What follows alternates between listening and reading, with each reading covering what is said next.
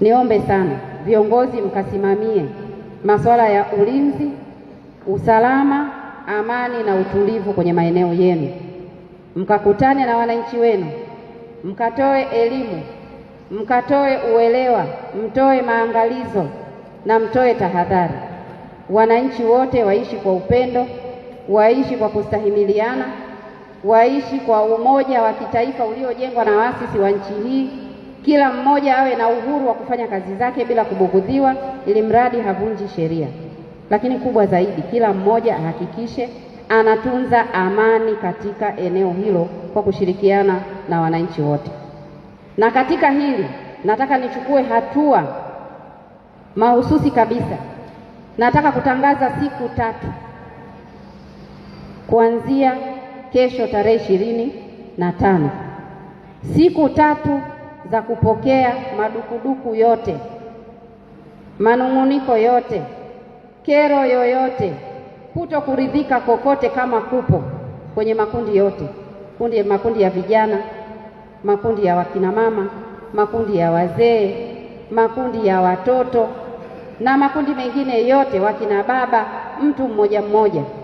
Natangaza siku 3 za kazi ya kupokea kero na malalamiko yote na manung'uniko yote. Yeyote yule mwenye hayo, ukumbi huu wa Mpanda Social Hall, kamati yangu ya malalamiko ya mkoa ikishirikiana na kamati ya malalamiko ya wilaya hii ya Mpanda, kuanzia kesho zitakuwa hapa kuanzia saa 2 asubuhi mpaka saa 9:30 jioni, tarehe 25, tarehe 26, tarehe 27, masaa 72. Masaa 72 ya moto ya kupokea manung'uniko yoyote, malalamiko yoyote, maoni yoyote, mapendekezo yoyote kwa serikali ya ngazi yoyote. Yaje aidha kwa mdomo yaandikwe vizuri, yaje kwa maandishi, kama ni barua, kama ni karatasi, kama ni nini, yaandikwe vizuri, myapokee bila kuyachambua na yanifikie siku ya tarehe 28. Tushirikiane, taasisi za dini, mila, wazee, vijana, wanawake, katika hili kuhakikisha kwamba mkoa wetu unaendelea kubakia salama. Kwa hiyo niombe tena, tujikite katika kulinda usalama, tujikite katika upendo na mshikamano, lakini tujikite katika kufanya kazi. Wale wenye madukuduku, wenye maoni, wenye manung'uniko, wenye jambo ambalo labda hatujawahi kulisikia, tuko tayari kulipokea. Naomba liletwe hapa katika masaa hayo 72, kwa maana siku 3. Tutayapokea, tutayatafakari na niwahakikishie kwamba tutayafanyia kazi moja baada ya jingine ili kuondoa hayo manung'uniko kama yapo. Swala la migogoro ya ardhi ipo katika manispaa hii. Niwaombe sana wenye viti na watendaji, fuateni sheria, kanuni na taratibu katika kusimamia masuala ya ardhi. Jiepusheni na rushwa na mambo mengine yoyote yanayohusisha kwenda kuzusha migogoro ya ardhi badala ya kutatua migogoro hiyo. Naomba msiwe chanzo cha migogoro, badala yake mkawe chanzo cha kusuluhisha na kuimaliza migogoro mbalimbali iliyopo kwa wananchi wetu inayohusiana na ardhi, lakini pia kero na malalamiko ya aina yoyote ambayo yapo kwa wananchi wetu. Lakini swala lingine, naomba mhakikishe kwamba mnasimamia utoaji wa huduma bora, huduma nzuri zinazotolewa kwa ufanisi katika maeneo yenu. Kama kwenye eneo lako kuna shule ya msingi, hakikisha unaifahamu vizuri na unahakikisha wananchi wako wanapata huduma bora za elimu ya msingi, kwa maana watoto pamoja na wazazi na mambo yote yanayohusika na elimu. Kama na ya sekondari ipo, ni hivyo hivyo. Kama kuna zahanati, hakikisha huduma za afya zinatolewa kwa ufanisi mzuri na kwa lugha ya staha na kwa huduma zenye ubora unaostahili. Kama una kituo cha afya, hivyo hivyo. Kama una hospitali, hivyo hivyo. Na maanisha huduma zote za umma tunazopaswa kuzitoa kwa wananchi, mkazisimamie kuhakikisha wanapata huduma bora, ikiwa pia ni pamoja na kulinda miundombinu inayowezesha kutoa huduma hizo, kuhakikisha haipatwi na ubadhilifu wa aina yoyote au hujuma za aina yoyote. Lakini pia kwenye usimamizi wa miradi imekuwa na changamoto. Wakati mwingine unakuta ofisi ya mkuu wa wilaya, ofisi ya mkurugenzi, mpaka ofisi ya mkuu wa mkoa inakuwa na kazi nzito kweli ya kufuatilia miradi, lakini kule chini ndio mpo ninyi, uongozi wote umekamilika kule. Sasa tunapokwenda pale kwenye miradi, unamuuliza muhusika au kwenye ngazi ile, fedha zilizotengwa kwa ajili ya mradi huu ni shilingi ngapi? Unakuta na babaika kidogo.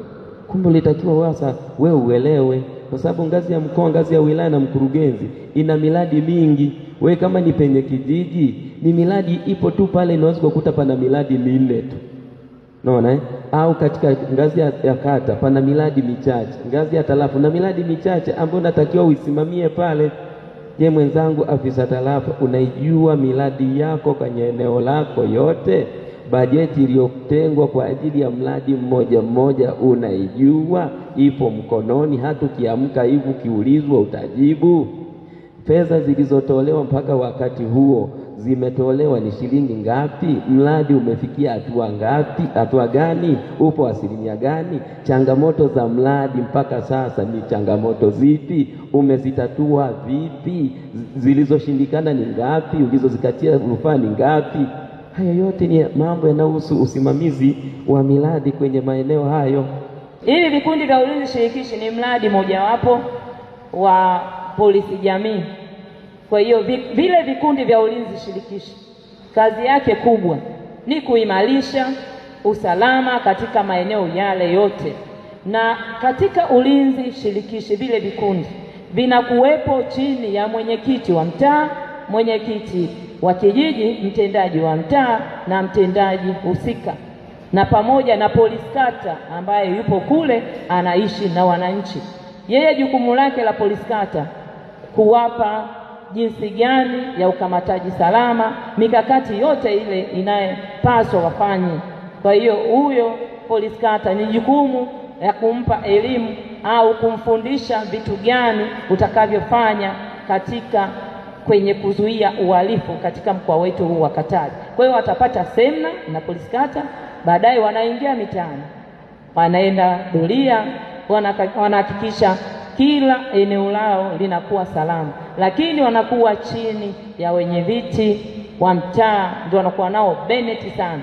Lakini katika kuzuia uhalifu, wenye viti wa mitaa, wenye viti wa vitongoji na wenye viti wa kijiji kwa pamoja lazima muwe na kamati zenu za kuimarisha usalama katika maeneo hayo. Niingie kwa watendaji wa kata.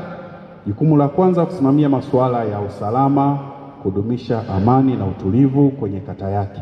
Naamini mada za usalama zimepita hapo mwanzo, si tumesikia Kwa hiyo mtendaji anazidi kusimamia jukumu hilo kwenye eneo lake, kuandaa, kupitia na kutekeleza mipango na bajeti za maendeleo ya kata, kuhamasisha wananchi kushiriki katika shughuli za maendeleo katika kata, kutoa huduma za uwajibikaji wa vikao vya kamati ya halmashauri, kijiji, mtaa na maendeleo ya kata WDC, kuzipeleka kwa mkurugenzi, kuandaa na kuwasilisha mapendekezo ya rasimu ya sheria na kuwasilisha kwenye mamlaka husika, sheria ndogo zile, kufuatilia utekelezaji wa mipango na bajeti ya kata, kutafsiri na kutekeleza sera, sheria na taratibu miongozo ya kisekta katika ngazi ya kata, kuratibu shughuli za usimamizi wa maafa na kushughulikia malalamiko ya wananchi.